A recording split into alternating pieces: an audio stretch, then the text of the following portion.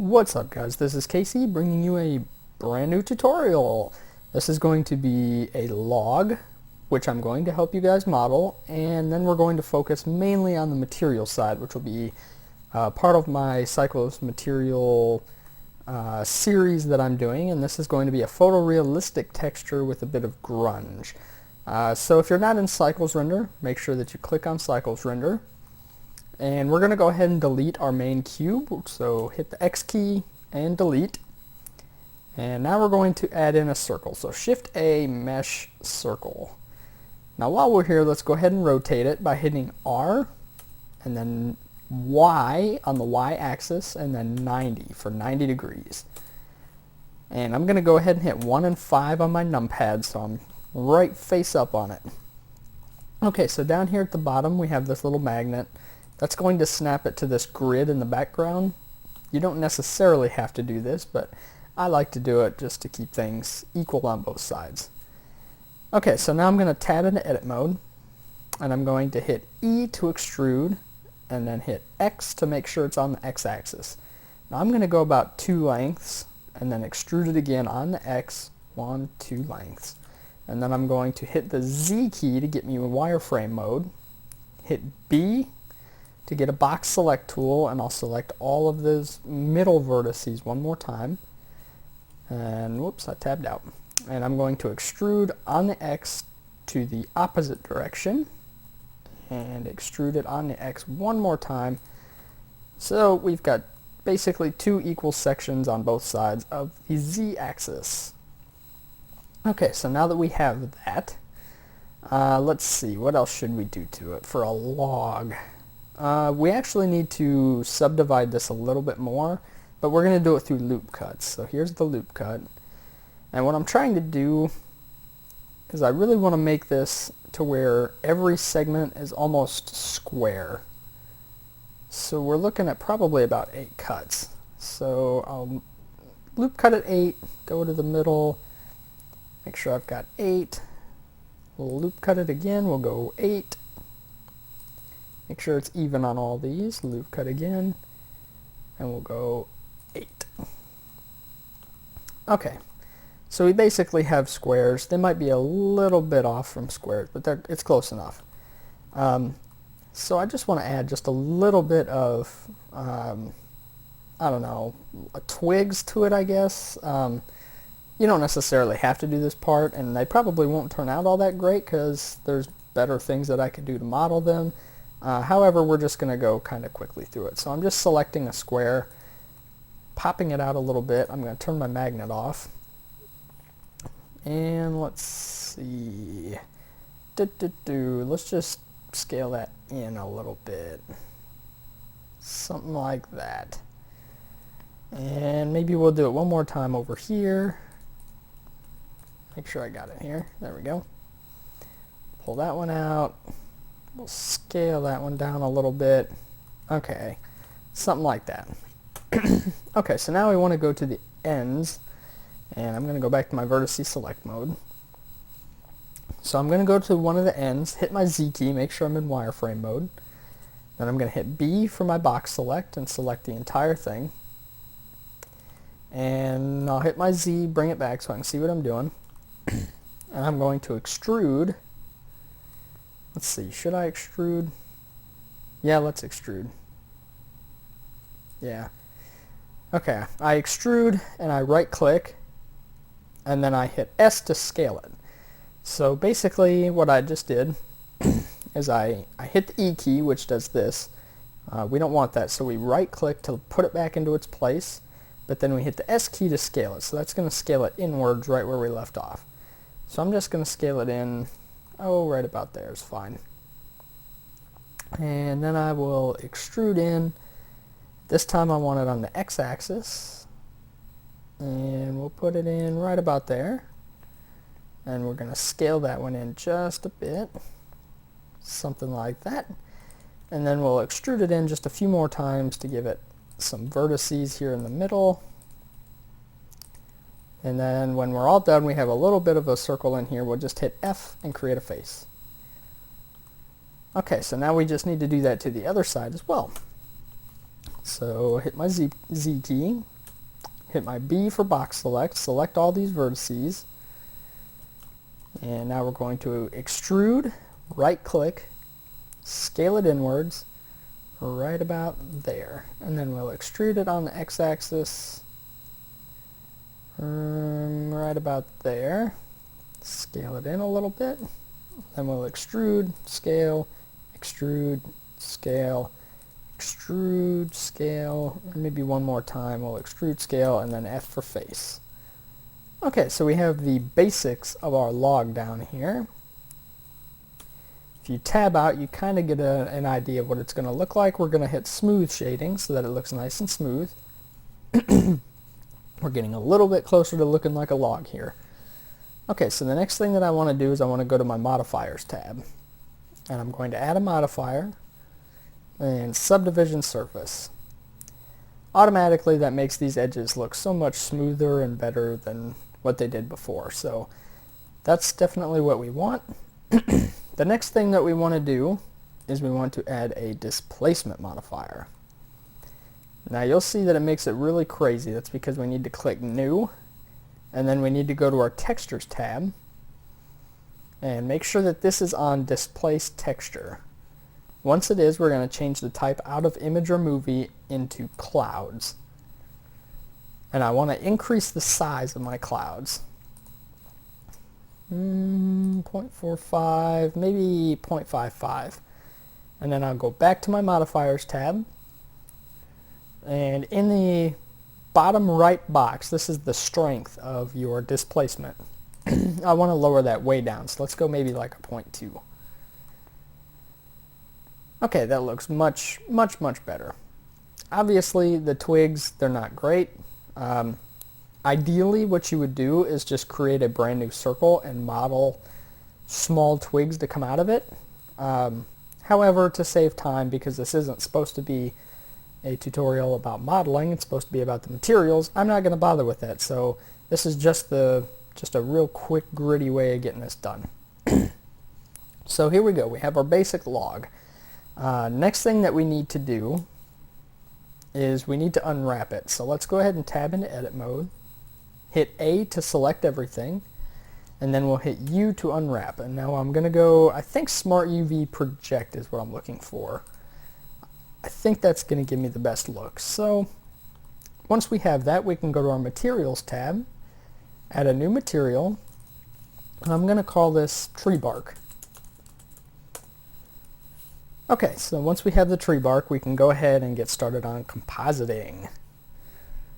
Okay, so I'm going up here to my compositor, into my materials tab. The very first thing that you want to do is you want to add in your image texture that you're going to use. So add in texture, image texture, and I'm gonna open, you know what? I just downloaded Blender 2.74. It's a brand new release version.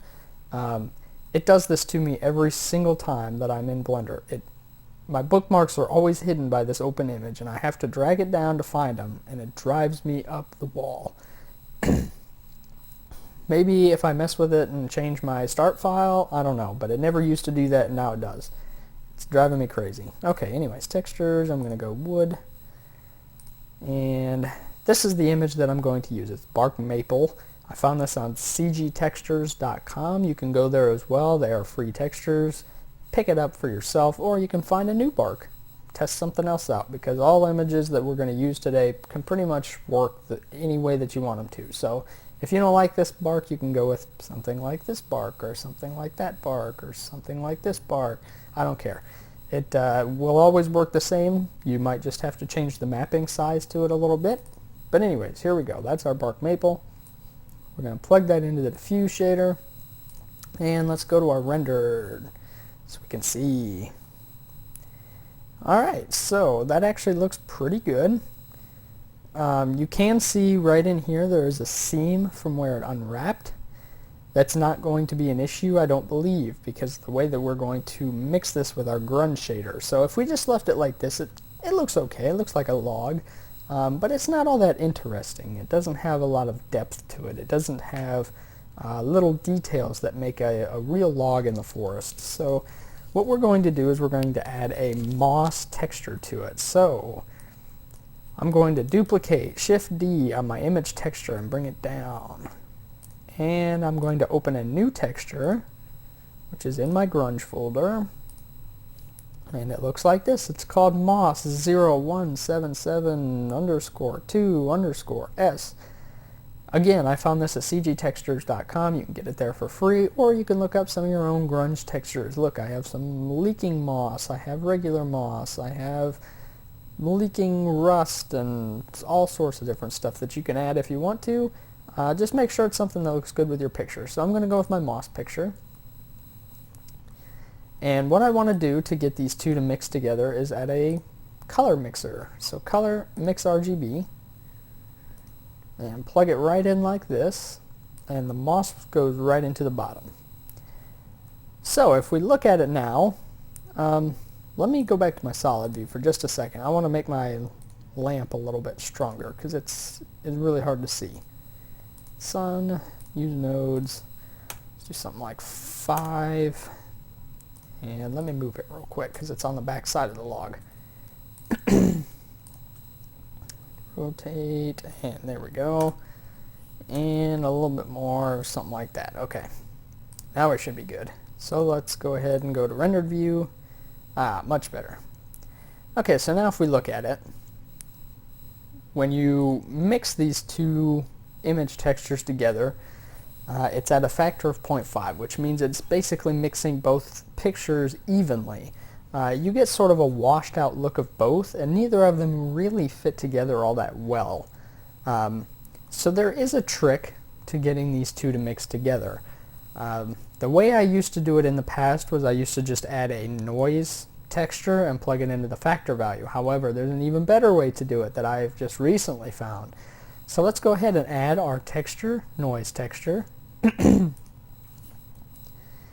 And I know from experience that I'm going to want our size to 3 and our detail to 6. Okay, so now I'm going to go ahead and plug this right into my diffuse shader so you can see what's going on. And move out of here. Okay. And my preview over here so you can get even a better view. Okay, so here's what we've got. The noise texture basically makes these patterns of different colors. The scale of it is going to make each color size a little bit bigger, and the detail is what gives the edges of them a little more sharpness or a little less sharpness, depending on which way you go. So what I'm going to do is I'm going to add in a converter color ramp. Right off the bat, what this is going to do is it's going to change this image to black and white. So now you can see it's all black and white. You can see it on here as well. However, with the sun lamp, it's a little harder to see. So if we just use that and mix those two together, I will show you what we get. Pretty much the same effect that we had before, right? I mean, it pretty much looks like it just mixed it 50-50. You get sort of a washed out of both of them. That's not what we're looking for, so let me go ahead and show you the trick. I'm going to plug this in here so you can see what I'm doing. Okay, so the real trick to this is to take the black and move it towards the center. Now you can see we're getting a lot more black in here, and it's getting a little darker. Now we're going to do the same for our white. We're going to move it towards the center. You want to leave a little gap between the white and the black. All you're doing basically is adjusting the color levels of your noise texture. And you can see that we're getting lots of black, hard black edges, a little bit of gray, and we're getting a nice bright white color. So what this is going to do is it's going to mix these two completely by these black and white images. So let me plug this back in and show you exactly what just happened. There we go. So if you look at it now, what we have is a nice bright bark texture and a nice bright, oops, I went out of the camera view, And we have a nice bright moss texture on the outside.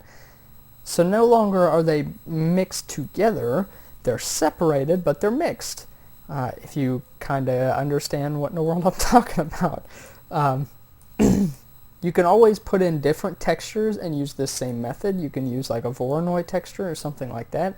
I just find that noise tends to work really well in these situations, especially at 3 and 6 settings. I don't know why, it just seems to work for nearly everything that I want to mix together. Okay, so we're not quite done with this yet. The next thing that we need to do, or the few things that we still have to do, is we still need to add a displacement, we still need to add a bump map, and we still need to add some gloss. So first things first, let's go ahead and add our gloss. Glossy shader, put that right under the diffuse shader. And obviously we're going to use a mix shader to mix those two together. Come on, move. There we go. And we'll mix those two together.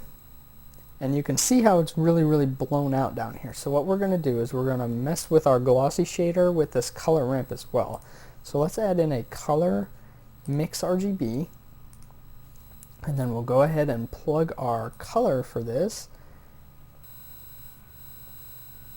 Okay, so we're going to mix our glossy shader up here. We're going to mix that with our our color ramp to our color 1, and our color 2 is basically what's going to determine how much gloss we're going to use. So let's go ahead and lower that way down into almost a pure black color, because logs don't usually have a lot of gloss to them. Let's go down a little bit, right about there. Still seems a tad bit glossy, but it's not too bad. Maybe a 0.98 up here. There we go. That should be about right. Okay, so that's pretty much how you control the gloss. You might have to make the factor a little more on the black side, or you might have to change it a little more white. You might have to mess around with it just a little bit to make sure you get the right gloss for whatever object that you're using this for.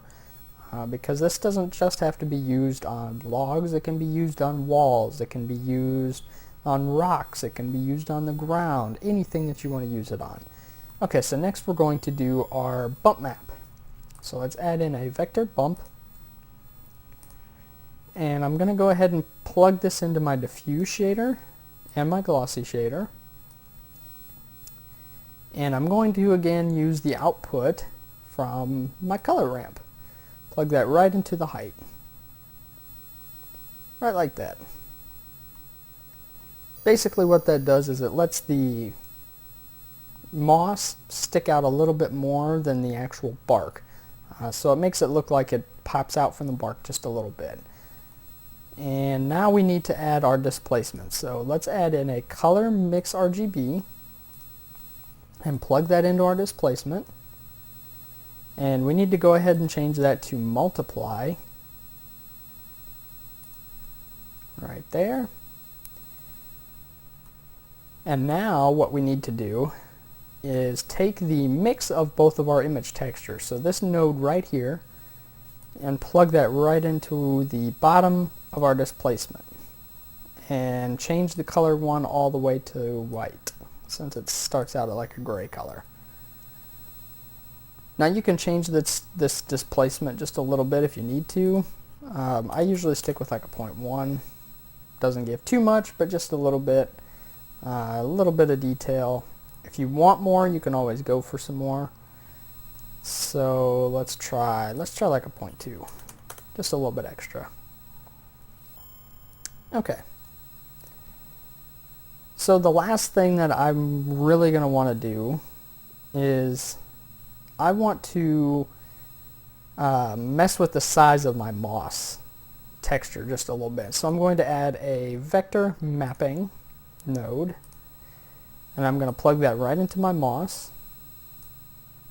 And then I want to add an input texture coordinate node and tell it to use UVs. Right there. Okay, so now this scale part over here is going to tell me what size I want my texture to be. So if I want it to be smaller, which I do because it looks really, really big right now, I'm going to increase all of these numbers. So let's go something like 3, 3, 3, and see what that looks like.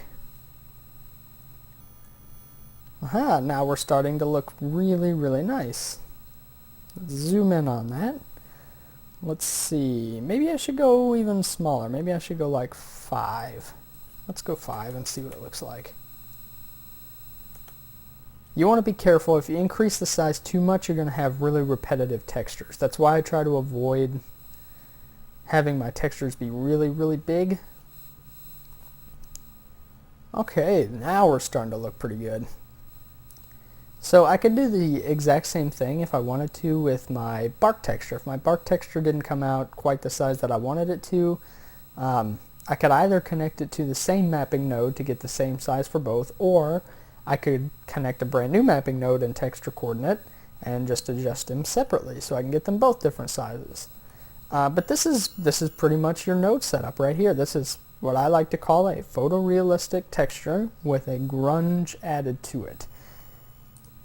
Let's go to my default view, and let's go ahead and go to my rendered view so that hopefully you can get a much grander picture of it here.